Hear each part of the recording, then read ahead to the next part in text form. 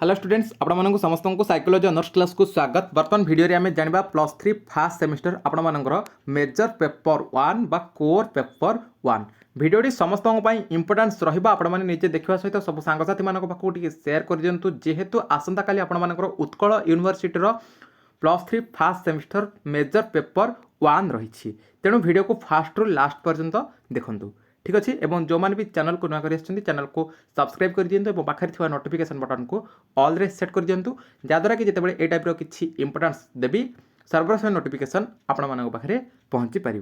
Okay एबे देखिए आपण मेजर पेपर 1 टाइम आपण रही 3 घंटार समय अवधि फुल मार्क आपण रही 100 मार्क। पार्ट 1 कथा जब देखा पार्ट 1 रे 1 मार्कर 10टी क्वेश्चन आसूची एठी प्रत्येक प्रश्न पिछा आपण 1 मार्क मिलूँ ठीक अच्छे। प्रत्येक प्रश्नर सठिक उत्तर लिखा आवश्यक।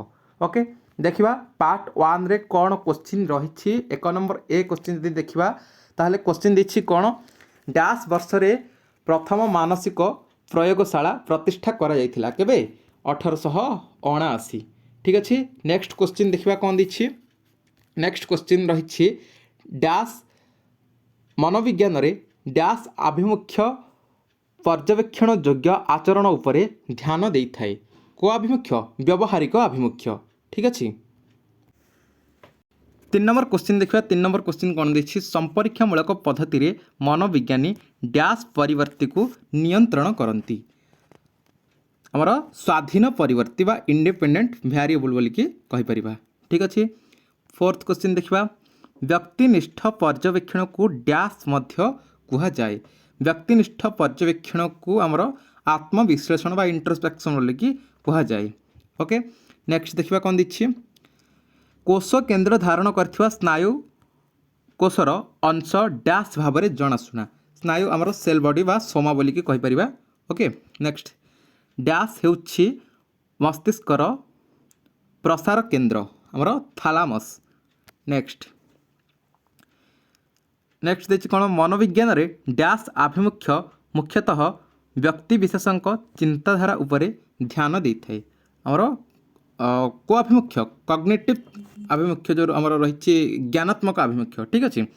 ओके नेक्स्ट देखा नेक्स्ट क्वेश्चन देखंतु एटी देखिए एक स्नायुखंड रे ग्रहण करुथुबा अंश को डैश कह जाए एक स्नायुखंड रे ग्रहण करुथुबा अंश को डैश कह जाए डेंड्राइट बोल के कह जाए।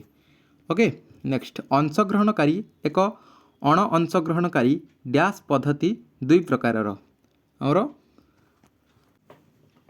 पर्यवेक्षणात्मक पद्धति जो रही ऑब्जर्वेशनल मेथड तार ठीक अच्छे।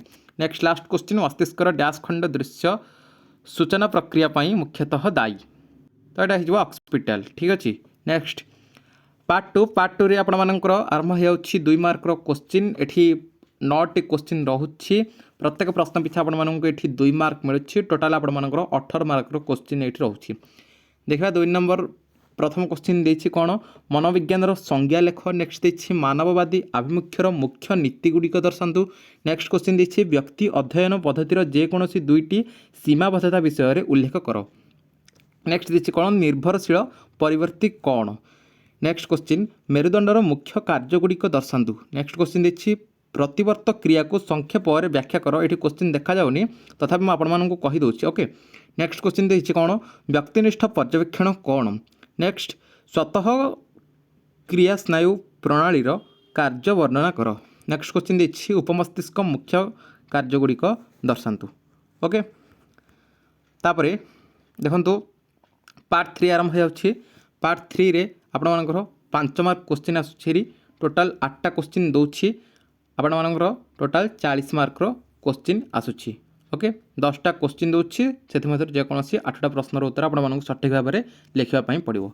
ओके 40 मार्कर क्वेश्चन देखा 3 नंबर आई क्वेश्चन कौन रही संरचनावाद कौन। नेक्स्ट मनोविज्ञान ज्ञानगत दृष्टिकोण को संक्षेप व्याख्या कर। नेक्स्ट मनोसीमाख्या दृष्टिकोण मुख्य नीतिगुड़िक दर्शान्तु।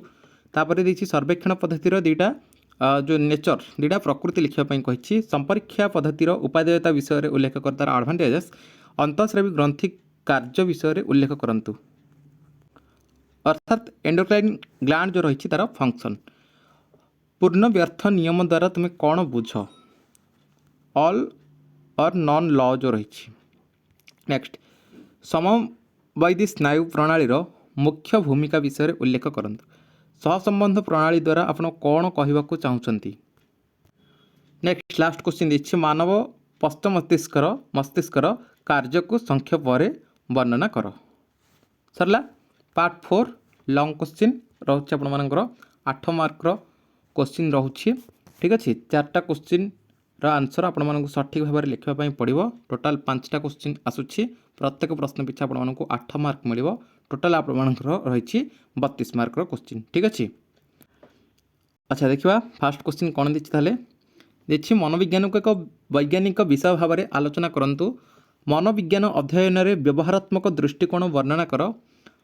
प्राकृतिक पर्यवेक्षण कौन माने व्हाट इज जो नेचुरलिस्टिक ऑब्जर्वेशन यार उपादेयता एवं सीमायन तार एडवांटेज लिमिटेशन दुईटा जाक लिखा कही। चित्र साहाय्य स्नायुखंडर गठन एवं कार्य को व्याख्या कर। तार स्ट्रक्चर आउ फंक्शन दुईटा जाक लिखा पड़ो। ठीक अच्छे न्यूरन्स तार डायग्राम करने पड़ो। नेक्स्ट देखंतु मनोविज्ञान अध्ययन में सहसंबंध पद्धतिर गुण एवं सीमायन विस्तार करंतु। ओके तो ये थिला आपण मानकर +3 फास्ट सेमिस्टर कोर पेपर 1 बा मेजर पेपर 1 आपण मानकर संबलपुर यूनिवर्सिटी क्वेश्चन। ठीक अच्छे तो ये थिला आपण मानकर संबलपुर यूनिवर्सिटी कोर पेपर 1 बा major paper 1 +3 first semester question paper. आसंता काली जेहेतु आपण मानकर उत्कल यूनिवर्सिटी मेजर पेपर 1 रही आपण माने टिके एई क्वेश्चन को देखिदेवे। 2 मार्क क्वेश्चन कौन कौन आसी 1 मार्क कौन कौन सब आसी 5 मार्क जो क्वेश्चन आसी कौन कौन सब आसी सब टिके आपण माने रिविजन करदेवे। ता सहित एठी गोटे देखंतु चित्र मध्ये देइछि आपण मानकर मध्ये मे भी चित्र देई पारे तेणु चित्रटा को टिके मध्ये आपण माने टिके प्रैक्टिस करथिबे। बुझे चित्रटा गोटे प्रैक्टिस करेंगे। ता सहित जहाँ भी आपण मानकर 2 मार्क 1 मार्क 5 मार्क क्वेश्चन रही भी टे पढ़ापढ़ी करेंगे। ओके तो ये वीडियो को आपण मैंने देखा सहित सब सांगसाथी मान पाखु टे सेयार करदे से देखिपारे जहाँद्वारा कि से भिडियोटी हेल्पफुल हो पार। तो बर्तमान भिडियो ये देखा आउ एक भिडियो रही आज्ञा नमस्कार।